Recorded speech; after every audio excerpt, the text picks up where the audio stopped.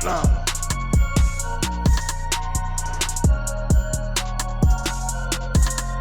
I'm a headliner. What is going on, Headliner Nation? Jake, Fantasy Headliners. Hopefully everyone's doing well out there today, where we're talking about Week 3 running backs that we should be starting and sitting in this week's matchups. A ton of information to go through in today's episode, so if you're looking for some timestamps, they're down below. However, before I get into all the matchups, two quick things. The first one, make sure you head over to Prize Picks and hang out with us. We're having a lot of fun making some prop bets, making some money on the side, and it's super simple. You set up a new account, use the referral code HEADLINERS when you do so. You only have to deposit a minimum of $10.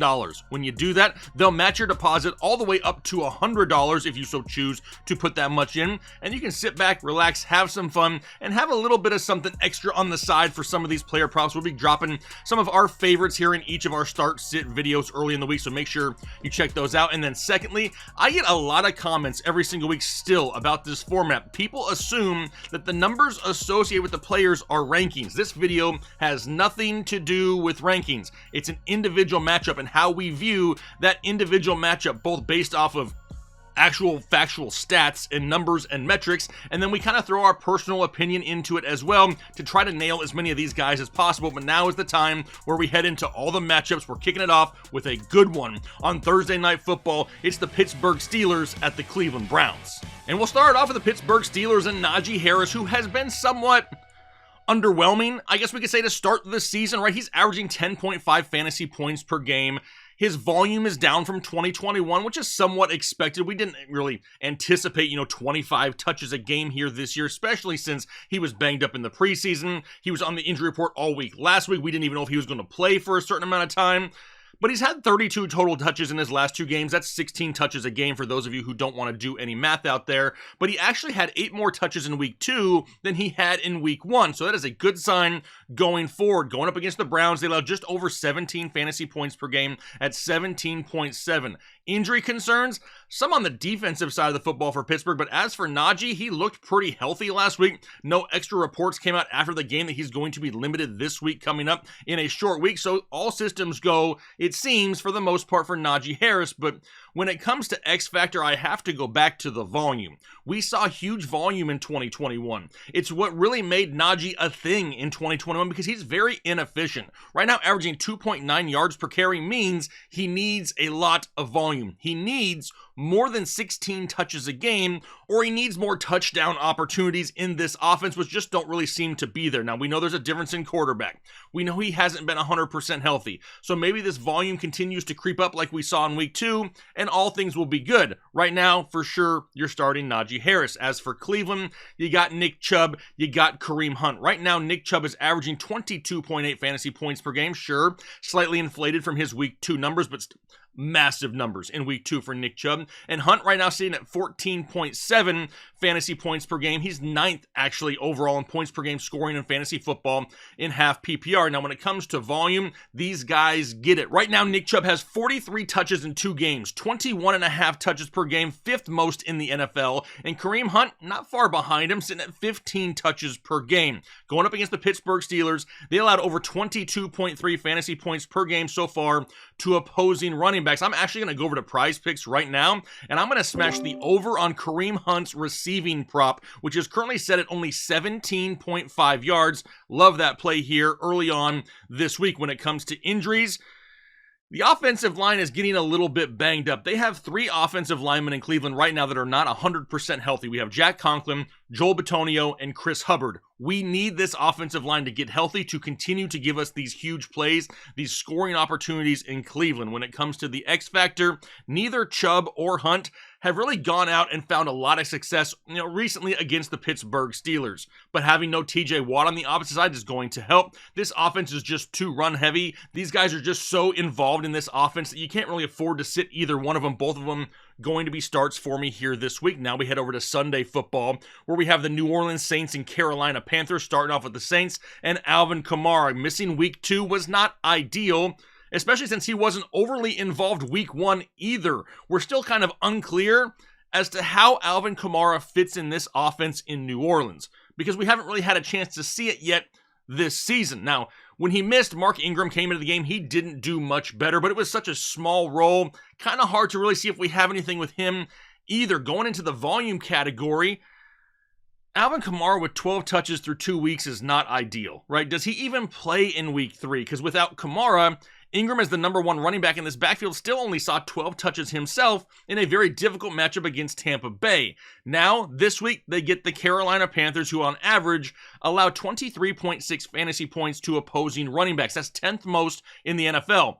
A solid matchup for these guys, even though Carolina did just somewhat hold Saquon Barkley in check, but they definitely look better than they did in week 1 against the Cleveland Browns. When it comes to the injuries, though, we're still unclear whether or not Alvin Kamara is going to play here in week 3 with this rib injury. I honestly think he has a pretty good chance. He was close in week 2. We're going to catch up with the doc later on in the week to find out for sure, because you just never know here with Alvin Kamara. When it comes to the X factor, you can't sit Alvin Kamara really if he's going to play. You have to think that with them resting him in week 2, it means that they're committed to putting him on the field when he's close to 100% healthy, which is great, because the last thing we want is for him to be active in our lineups. They go out there, they give him 5 touches and then rest him, and it totally screws over our week. I don't mind the rest if it means he comes back fully healthy, and we can kind of see a full go Alvin Kamara, if you will. So he's still in the start column. We're not even thinking about Mark Ingram as of right now. For Carolina, you got Christian McCaffrey. Of course, you're starting Christian McCaffrey. He's still averaging 14.3 fantasy points per game, 10th most in the NFL among all running backs. It's not really the same output that we're used to with Christian McCaffrey. Remember, we're used to like 20, 22, 25 points a game, but that's because the volume is lower. Right now, averaging 16.5 touches per game and only has 5 targets in each of his first 2 games. I would love for that number to be higher. I would love to see more targets going the way of Christian McCaffrey. Now a matchup going up against the New Orleans Saints, a pretty difficult matchup. They allow just about 14.9 fantasy points per game to opposing running backs, and basically that's what CMC is averaging, right? So they kind of go hand in hand here this week. No major injuries so far for Christian McCaffrey, so that is good. And then the X factor is the lower volume. Now, I don't want to just make a huge deal out of this because he's still putting up some solid fantasy points, but the ceiling is going to be lower because the volume is lower. The big games are going to happen, but maybe not as frequently as we were used to them happening in recent years. How about we go down to Houston and Chicago now? Which means we'll head over to future Hall of Famer, according to Twitter, Dameon Pierce and the Houston Texans, who still isn't a start for me. I mean, he's getting closer, I guess you could say, which is kind of expected. We expected him to be more of a second half type player anyway. He's averaging 6.3 fantasy points per game, which is just not enough. But one positive is he saw all the backfield carries for the Houston Texans in week 2. Just didn't do a whole lot with it. I mean, he's averaging 14 touches a game, which is not bad. Now he's going up against Chicago, who just got torched by Aaron Jones and the Green Bay Packers. They allow almost 23 fantasy points per game. Center Justin Britt is currently questionable, though. He needs that offensive line to be healthy. I just need to see it before trusting it with Dameon Pierce. I understand that there is some talent there. I love that he's getting the full volume of work on the ground, but in an offense that just doesn't have a whole lot of scoring opportunities, the touchdowns aren't going to save him, and 3.9 yards per carry isn't enough unless we're getting 25 plus touches a game, which we have yet to see. Still sitting Dameon Pierce. How about David Montgomery? David Montgomery, he looked pretty dang good last week, and he's going to be a start for us once again this week. Currently averaging just over 10 fantasy points per game at 10.6. Looked great, like I said, in week 2 against the Green Bay Packers. He just needs more of that volume. I mean, is this kind of what we're going to be expected to see here going forward? Remember, there was a huge rain game in week 1. Maybe this is the type of volume that we're going to see going forward for David Montgomery, which would be absolutely amazing because he's averaging 18.5 touches per game, and he is the clear leader in this backfield. Khalil Herbert is not a thing as of yet, folks. I'm sorry to burst some of your bubbles out there. Now gets a matchup going up against the Houston Texans. They allow over 24 fantasy points per game, 7th most in the NFL. No major injury concerns that really affect David Montgomery, and if week 2 is a sign of things to come, David Montgomery may be one of the biggest steals of the draft season so far in this early season. He's really benefiting from them not overly utilizing the passing game. So if you're a David Montgomery owner, you're fine with seeing Darnell Mooney and Cole Kmet do absolutely nothing because it means David Montgomery is doing more, and once again, he's going to be a start. How about we go down to Kansas City and the Indianapolis Colts? First up, CEH. He's averaging 17.4 fantasy points per game, 6th most in the NFL. But what's crazy about this is how good CEH is doing with the minimal amount of touches that he is seeing. he's only averaging 11 touches per game. That's 29th in the NFL among all running backs, and he's still averaging 17.4 fantasy points per game. Now, a matchup going up against the Indianapolis Colts, they allow just over 17 fantasy points per game. This is really a defense that hasn't lived up to a lot of the preseason hype. They really need Shaquille Leonard back. That's Darius Leonard, for those of you who don't realize that the name change is there. But this is something we need to look at here once again, because now both Mecole Hardman, Justin Watson, two questionable wide receivers this week for the Kansas City Chiefs. Does that lead to more checkdowns, more pass-catching work for CEH? I think it kind of does. They're not really overworking this guy. His ability to stay so efficient is going to be his saving grace if it can stay here all year long, because he's not going to be a weekly 20-plus touch guy. He needs to be efficient. He needs to be a diet Austin Eckler, right? He doesn't need, to have 20, 25 touches. If this guy can get the 15 touches a week, he's going to be a great option for your fantasy team in an offense that's actually utilizing him here this year. For Indianapolis, you start Jonathan Taylor, absolutely. He's averaging 16.2 fantasy points per game right now, even though he had a down week 2. He still put up great averages on the ground, though. Just didn't get the touches in a negative game script. Hines saw 5 targets, but has yet to really do a whole lot with it. Now, despite only 10 touches in week 2 in that negative game script, Jonathan Taylor is still averaging 22.5 touches per game, and Hines just is kind of taking the leftover scraps. Kansas City allows over 23 fantasy points per game, 9th most in the NFL. Not having Michael Pittman, not having Alec Pierce really allows the opposing defenses to focus a little bit more on Jonathan Taylor in the running game, so that hurts a little bit. But when it comes to the X factor, it's this. It's the defense of the Indianapolis Colts. They need to keep this game close. If Patrick Mahomes goes out and puts up 21 points super quick in the first half, we're probably going to be looking at another low carry game for Jonathan Taylor. The defense in Indianapolis needs to step up. They need to keep this game close so Jonathan Taylor can flirt with that 20 touch number once again for our fantasy squads. Let's move down now to the Buffalo Bills and Miami Dolphins. Not a whole lot to really talk about here, if I'm being completely honest. For Buffalo, we can talk about Devin Singletary, Zach Moss. James Cook got some touches there in garbage time, but really not until the game was out of hand. Devin Singletary is only averaging 5.2 fantasy points per game. Most of that backfield's averaging less than that. He's only averaging 9 touches a game. A split backfield with all 3 of those guys is just not ideal at this point. Going up against Miami, they allow the 5th fewest fantasy points to opposing running backs at only 11.3 fantasy points per game. Anyway, even though there's no major injuries affecting any of these guys, not a whole lot to get excited about. This offense is so good and so deep. They have so many options. They're just not overly reliant on their running game. And then for Miami, Chase Edmonds has been a huge disappointment so far. He's only averaging 6.6 fantasy points per game. He's actually tied with Raheem Mostert at this point, but Edmonds and Mostert are both getting under 12 touches a game. They're pushing the ball down the field in Miami. A lot of people didn't expect Tua to be good, but you know what? We told you, Tua is good. It's going to be a difficult matchup for them going up against the Buffalo Bills anyway. They allow only 11.3 fantasy points per game to opposing running backs, which is 4th fewest in the NFL. I don't think we can trust either one of these guys at this point. They were not there in decent matchups. I'm not going to put them up in a matchup against the Buffalo Bills. That is just way too concerning for me, especially now that Raheem Mostert's going to start taking away some of that early down work.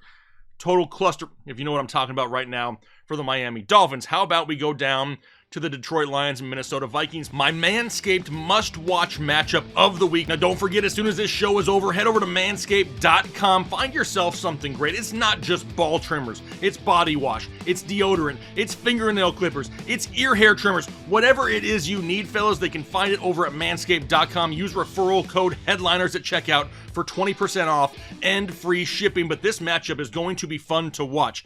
DeAndre Swift, Dalvin Cook. Now, DeAndre Swift is absolutely blowing numbers away here so far early on in 2022, averaging 20.4 fantasy points per game, 2nd highest in the NFL among all running backs, and then his running mate Jamal Williams averaging over 11 fantasy points per game as well. But what's crazy is these guys aren't getting huge volume. They're averaging right around 12.5 touches per game, which is crazy when you look at the actual fantasy output that we're seeing. Now they have a matchup going up against the Minnesota Vikings, who allow over 20 fantasy points per game to opposing running backs. We know that DeAndre Swift was limited I'm doing quotation finger, limited last week, but he looked absolutely great. There are a couple injuries on the offensive line that we're paying attention to. It's Frank Ragnow, it's Jonah Jackson. We would love to have them in the lineup to really continue to open up these running lanes, but the big plays are a-coming, they're a here for one DeAndre Swift. We've been talking about this for years. When this guy gets an opportunity, when he gets touches, he makes big plays happen, and now we're actually getting to see it, which is great. I honestly don't mind that his volume is a little bit lower. With this type of efficiency, good. Keep the volume a little bit lower. Let's keep him healthy and on the field for 17 ball games, because that's what's going to win us some fantasy matchups. How about Dalvin Cook? Now, he's been a disappointment. He's averaging only 9 fantasy points per game through the 2 games played so far. But he is averaging still 16.5 touches on a per game basis, which is still above average in the NFL. But now he gets a matchup going up against Detroit. If Detroit has struggled somewhere, it's stopping opposing running backs, because they've given up on average 27.8 fantasy points per game to opposing running backs, which is most in the NFL. Now, the Minnesota secondary, kind of banged up. Opponents could kind of exploit that, get a lead, and really take the ball out of Dalvin Cook's hands, but we're hoping that this game stays close, because even though I'm liking what I'm seeing with the Lions, it's still the Lions. Now, Minnesota, they're going to have to stop absolutely force-feeding the ball to Justin Jefferson. They're predictable at this point. It seems like every time that Kirk Cousins is going to drop back, he's throwing it to Justin Jefferson until there's like 8 minutes left in the fourth quarter. This offense needs to become more than just that one-dimensional play going to Justin Jefferson. As much as we all love Justin Jefferson, defenses are just going to key in on that and really make our lives miserable. Minnesota needs to open up that playbook a little bit more. They need to be a little bit more creative, find some of their other playmakers early on, and we're going to be just fine, which I expect them to do here starting this week with Dalvin Cook, getting him going against the Detroit Lions. How about the Baltimore Ravens and New England Patriots? For the Ravens, I'm still not interested. We haven't seen J.K. Dobbins healthy. Kenyon Drake is averaging only 3 fantasy points per game. That's not enticing to anyone. I mean, let's be honest, right now, Lamar Jackson's still the number 1 running back in the backfield for the Baltimore Ravens, and especially until J.K. Dobbins returns and we see him healthy. Put on top of that they're playing against the New England Patriots, who allow only 13.7 fantasy points per game to opposing running backs, which is 8th fewest in the NFL.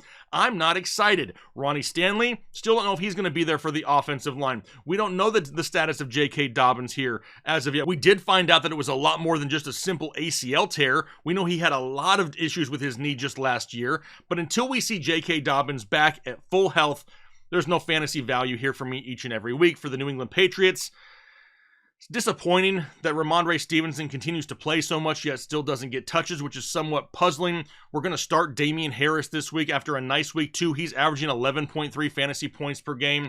Stevenson continues to get that minimal volume, and you can tell with his fantasy output only 4.7 fantasy points per game. Harris averaging right around 14 touches, where Stevenson only at 10 per game.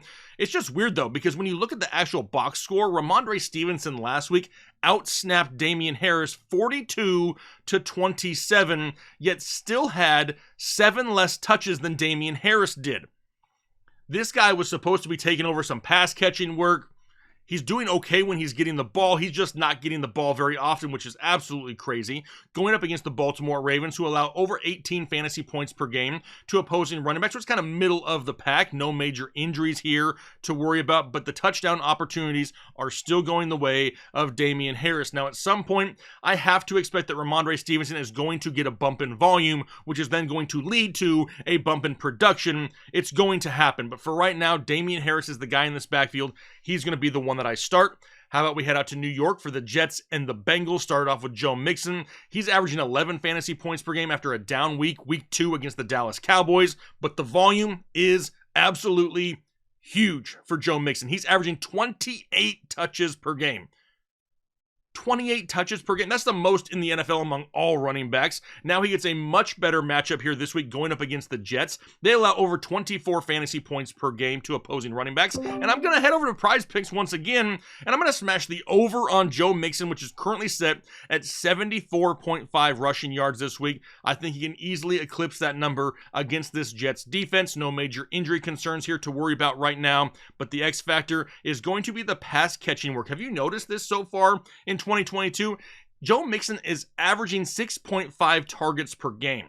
That puts him on pace for 100 targets for the year. The most he's ever had in a season is 55. So if that continues, we're looking for those bonus points in the pass catching game, which we absolutely love. Joe Mixon, for sure, a start. For the Jets, man, this has got to be one of the most difficult backfields to try to figure out each and every week. They're both talented guys, right? I like Breece Hall. I like Michael Carter. Right now, Breece Hall is averaging just under 10 fantasy points per game. Michael Carter sitting at 10.5 fantasy points per game. Hall averaging 10 touches per game, where Carter's at 14.5. The groundwork pretty evenly split at this point, even though Michael Carter continues to get a slight edge in the pass-catching game. But Cincinnati is a very difficult defense to run on. They're allowing only 16.8 fantasy points per game to opposing running backs, which is 11th fewest in the NFL. No major injury concerns here, but it's the split touches in this backfield that is going to make it a weekly nightmare. Like I said, they're equal touches on the ground. The slight edge to Carter in the pass-catching game.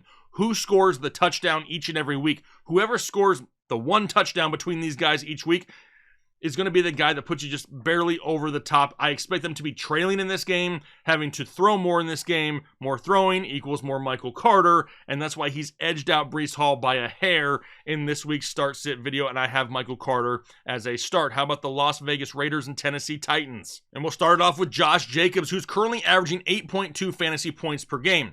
But he's averaging some of his best numbers on a per-touch basis that we've seen in his career. He's just getting less opportunities right now. He's only getting 15.5 touches per game, but he's playing over 70% of the snaps, so he's in the ball game. He's not splitting touches. They're just not giving it to him when he's in the ball game. A great matchup this week for him, though, going up against the Tennessee Titans, who allow over 25 fantasy points per game to opposing running backs, third most in the NFL. Do we have Brandon Bolden back this week? Does Hunter Renfrow miss this game? That's another question. Maybe that could lead to more pass-catching work this week for Josh Jacobs. He's playing well. He really is. He just needs more touches, and the Raiders definitely need to win. Let's be honest. The Raiders need to win. Otherwise, this division is going to get out of hand for them super quick. They need to get a lead. They need to run the ball successfully. They need to run the clock down, and they need to walk away with a W. I expect Josh Jacobs to be a part of that. As for Derrick Henry, how crazy is it that Derrick Henry's only averaging 8.4 fantasy points per game? Now, I'm hoping that's more because of the matchup against the Buffalo Bills last week and that negative game script, and that we shouldn't be worried about Derrick Henry yet, because he's still averaging 17 touches per game, and that could even be higher, right? But they didn't have to utilize him in week 2 because they were down by 65 points, it felt like. Now they go up against the Las Vegas Raiders, who allow over 24 fantasy points per game, which is 8th most in the NFL. We are watching an injury to offensive tackle Taylor Lewan, who went out. Really would love to have him back. The offensive line definitely needs him, but the X factor is this. If we're smart enough to know here on this channel, in this community, whatever, that the Tennessee Titans need to utilize Derrick Henry more on the ground, I'm sure the Tennessee Titans realize that too, right? He opens up their passing offense. He is the key to winning games in Tennessee. They have to know that. You have to expect the volume is going to continue, and in a better matchup, we're looking for better production. So, of course, you're starting Derrick Henry. How about the Philadelphia Eagles, Washington Commandos? Started off with Miles Sanders, who is, as of right now, on September 20th, 2022, the lead running back in the backfield for the Philadelphia Eagles. Hey, Nick Sirianni, it took you forever to actually figure it out, but now you finally understand that giving Miles Sanders consistent touches is not a bad thing. He's averaging 13.8 fantasy points per game. He's really been the guy dominating this backfield early on this season. He's averaging 17.5 touches per game, which is the highest average he's had in his career. Now going up against Washington, who's been absolutely horrendous against opposing running backs, allowing over 26 fantasy points per game to opposing running backs, second most in the NFL. No major injury concerns here. Not a ton of pass catching work, but as long as this groundwork stays consistent, for a guy that's averaged over 5 yards per carry for his career, I'll take the work on the ground and the occasional touchdown, because where you drafted him at, more than likely, he's a flex play for you and not a bad one at this point. Still a start. Antonio Gibson, he's averaging 13.8 fantasy points per game, but his efficiency numbers are way, way down, averaging only 3.1 yards per carry. This guy needs big volume if that's what he's going to be averaging on a per carry basis. That's kind of scaring me for the return of Brian Robinson, because we could definitely lose Antonio Gibson as a fantasy viable option once B-Rob is 100%. Gibson right now averaging 18.5 touches per game. J.D. McKissic sitting around 8, so we're really not involving him very much. Gibson did see a dip in targets in week 2, though, and that's somewhat concerning. We were really hoping that would continue with what we saw in week 1. Now going up against the Philadelphia Eagles, they're allowing 24.5 fantasy points to running backs, but that number is highly inflated because of what Detroit did to them in week 1. They looked way better in week 2 against the Minnesota Vikings. There's multiple injuries on the offensive line here in Washington, which is not doing Antonio Gibson any favors whatsoever. Do we start to see a little bit more J.D. McKissic? That's what worries me a little bit until we see Brian Robinson return. If so, that is bad news for one Antonio Gibson. Now, he's still going to be a start this week. It's not a horrible matchup, but the way that Philadelphia looked just this past week starts to scare me a little bit, because we know that Antonio Gibson needs big volume. And if Philadelphia can go up there and put up big points early, we may not see a whole lot of Antonio Gibson. There's some risk with this start here. How about the Jacksonville Jaguars, Los Angeles Chargers? You got James Robinson and Travis Etienne.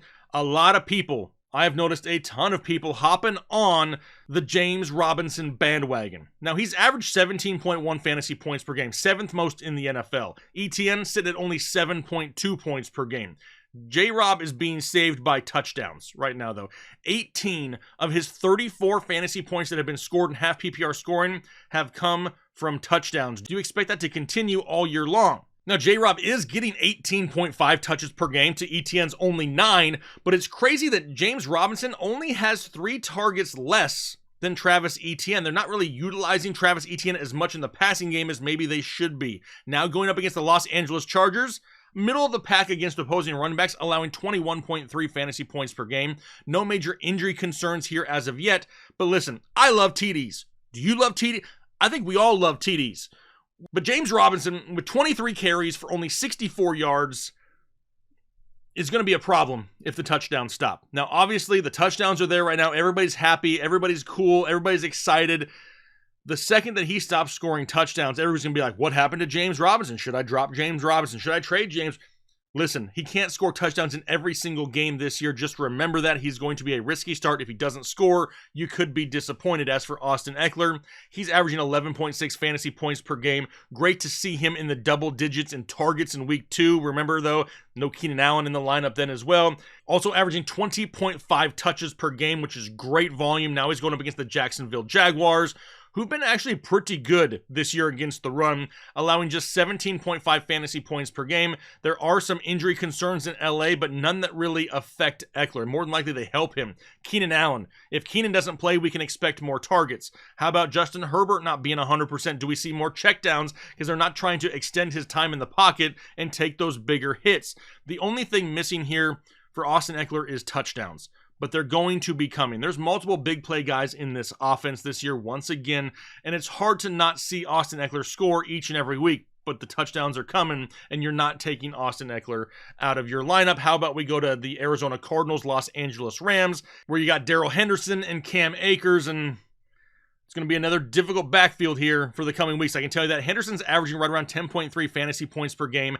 Akers did see more work in week 2, though, and bumped his average up to 3.6 fantasy points per game. Henderson hovering right around 14 touches a contest. Akers right around 10. Now, Akers last week did out-touch Darrell Henderson 17-10. Is that a sign of more things to come in the future? Now, Arizona, they allow a butt ton of points to opposing running backs, but a lot of that had to do with what happened in week 1, because in week 2, with J.J. Watt back, they looked a lot better. However, as of right now, still allowing over 25 fantasy points per game to opposing running backs, 4th most in the NFL. No major injury concerns to watch here.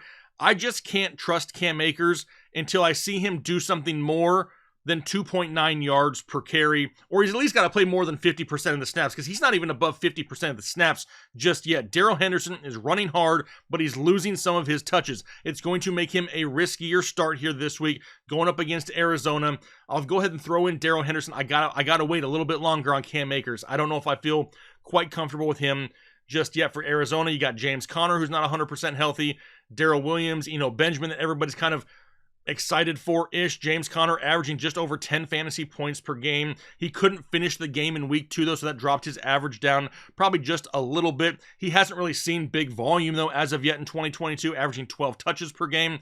Now Darrell Williams did see 10 touches after Conner went out in week 2. Eno Benjamin 11. The matchup though is just not great. The Los Angeles Rams allowed the second fewest points to opposing running backs at only 9.3 fantasy points per game. Now, how limited this week is James Conner with his ankle injury? He stayed in uniform, he stayed on the sideline in week 2, and it's already been reported that it's nothing serious. But could we see somewhat of a limited James Conner where we see James Conner, Darrell Williams, Eno Benjamin all getting split touches in a backfield that has a super difficult matchup against the Rams? That's possible, and that's what scares me here this week, and that's why they're all going to be sits. How about the Atlanta Falcons, Seattle Seahawks? You got Cordero Patterson, you got Tyler Algier. Now, Cordero Patterson had himself a tough week, but he just went up against that Los Angeles Rams defense that we just talked about. But Patterson is still averaging over 12.5 fantasy points per game. He's the leader in this backfield. Now, Algier didn't really do anything spectacular with his touches. That's going to lead me to believe they're going to start taking it away from Cordero Patterson altogether. Patterson averaging over 17.5 touches per game still. Algier also saw 10 touches in week 2 with Damian Williams out. Cordero Patterson was shut down in the receiving game last week. It was just kind of a down week overall here for the running game of the Atlanta Falcons. Now they go up against Seattle, which is a much better matchup, who allows over 21 fantasy points per game to opposing running backs. No major injury concerns. I expect Algier to get more chances, but the big play upside, the more involvement on both the running side and the receiving side still sit with Cordero Patterson. He's going to be the guy that I start in this backfield. For Seattle, it's another one of those ones I don't think I want a whole lot to do with, right? Rashad Penny, Ken Walker. Neither Penny or Walker can get anything going on the ground. Both are averaging less than 5 fantasy points per game. Penny's averaging just around 10 touches per game, where Walker saw 6 last week in his first game of the season. Now, going up against the Atlanta Falcons, it's a pretty decent run defense. They're allowing just 12.4 fantasy points per game to opposing running backs, which is 6th fewest in the NFL. No major injuries, even though I do expect them to kind of continue to work Kenneth Walker back a little bit slowly. There's just no big plays here. There's very limited touchdown opportunities in this offense, and it's a difficult matchup. I'm not risking it with either one of these guys here in week 3. How about the Green Bay Packers, Tampa Bay Buccaneers? And man, did Aaron Jones just go cray-cray in week 2. He's now averaging over 25 fantasy points per game, where A.J. Dillon's sitting at 12.4 fantasy points per game, which is not bad either. Aaron Jones averaging close to 13 touches per game, where Dillon's average is up to 17 touches per game. But both of these guys have huge pieces of this offense rest of season. We've seen the offense struggle through the air consistently. The one mainstay that we're going to see every week is A.J. Dillon and Aaron Jones, but this is a very, very difficult matchup for these guys this week. They're going up against the Tampa Bay Buccaneers, who allow only 9.7 fantasy points per game to opposing running backs, which is 3rd fewest in the NFL. We're still waiting to find out if we get David Bakhtiari back on the offensive line. These are very, very, very, very low-end, high-risk starts for me. I don't know how you can really afford to sit either one of these guys. It's hard to sit that type of volume, that type of production, but this is a very difficult matchup, and you have to realize that starting these guys this week is going to be a very high risk going up against this Tampa Bay defense. And then Leonard Fournette, obviously going to be another guy that I start here this week. It was a tough week, too, for Lenny going up against the Saints. He's still averaging just over 11.5 fantasy points per game. But what's amazing here is the guy just tweeted after his game in week 2 that he's sorry to his fantasy owners that the TDs are coming. And I do love to hear that from Leonard Fournette, because he's averaging 24.5 touches per game, 2nd most in the NFL. Now we have no Mike Evans potentially. We have no Chris Godwin. We have maybe no Julio Jones. Gio Bernard is hurt. We're running out of options in Tampa Bay. Now, they did sign Cole Beasley to their practice squad, so that's something to pay attention to. But going up against Green Bay, who just got torched by David Montgomery, they allow over 18 fantasy points per game on the ground to opposing running backs. They're going to have to find weapons somewhere. Tom Brady's going to have to throw the ball to someone. We may see a ton of checkdowns this week to Leonard Fournette, and that's what's going to make him a for sure start for me once again. How about San Francisco 49ers and the Denver Broncos on Sunday Night Football? You got Jeff Wilson Jr. Now, despite him getting 20 touches last week, he didn't do a whole lot with it. He's averaging 7.7 fantasy points per game on the year so far, but with 15.5 touches per game, he becomes somebody that we have to think about as far as starting. Denver, though, not the greatest of matchups for him. They've been great against opposing running backs, allowing only 9 fantasy points per game, the fewest of all teams in the NFL. The number one run defense when it comes to opposing running backs in fantasy football is the Denver Broncos. Now, earlier on in the week, we had TD Price on our waiver wire show where we talked about him being a potential pickup this week. Not anymore, because it's already come out that he has a high ankle sprain. He's going to miss some time. We also lost Trey Lance, which everybody knows about. These backfield touches are going to have to go somewhere, and Deebo Samuel's going to get his, but with Jimmy G now back under center, Jeff Wilson Jr. gains a lot of value. This is a very high-risk start once again, though, and it's not so much due to Jeff Wilson, it's the fact that they're going up against the number one run defense in the NFL, and Deebo Samuel is still going to be a thing in this backfield. He is once again a very low-end start and a very high-risk start for me here.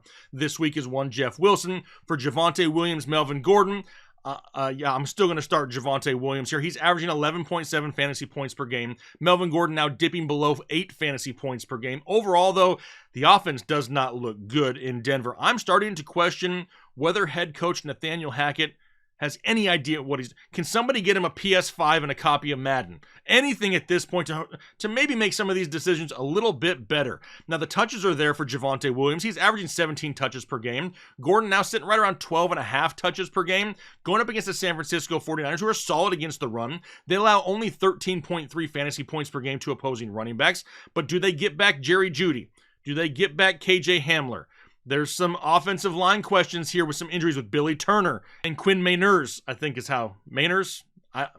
Weird last name. But still, 2 offensive line pieces that they really need to have available to them here this week. Denver needs to get back to what worked for them on the ground in week 1. And that's Javonte Williams being a heavy option in the passing game. With the injuries that they have, they need to get the ball to Javonte Williams and let him, draw the defense in a little bit. That's what's going to open it up down the field for the likes of Courtland Sutton even more. 1 reception in week 2 ain't going to cut it for Javonte Williams. He's going to be a start for me here this week. Melvin Gordon fighting himself in the sit column. And then lastly, Monday Night Football, the Dallas Cowboys, the New York Giants, Zeke Elliott and Tony Pollard.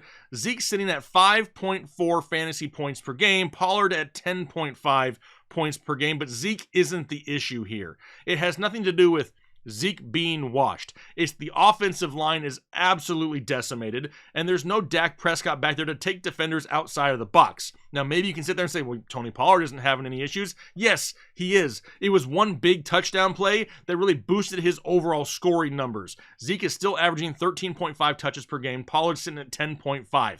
Going up against the New York Giants, who allow over 21 fantasy points per game, is not a bad matchup for these guys. But did this offense also just lose Dalton Schultz? Kind of waiting to find out what's going on. They can't afford to lose any more weapons in this offense. Maybe that injury hurts Tony Pollard a little bit less because maybe it gets him more targets in the pass-catching game. It is really hard to sit Ezekiel Elliott, but honestly, I prefer to sit him. He is a very low-confidence start with huge risk, who is very touchdown dependent. He's not going to be overly high in my rankings. In fact, Tony Pollard may be slightly higher than Ezekiel Elliott this week.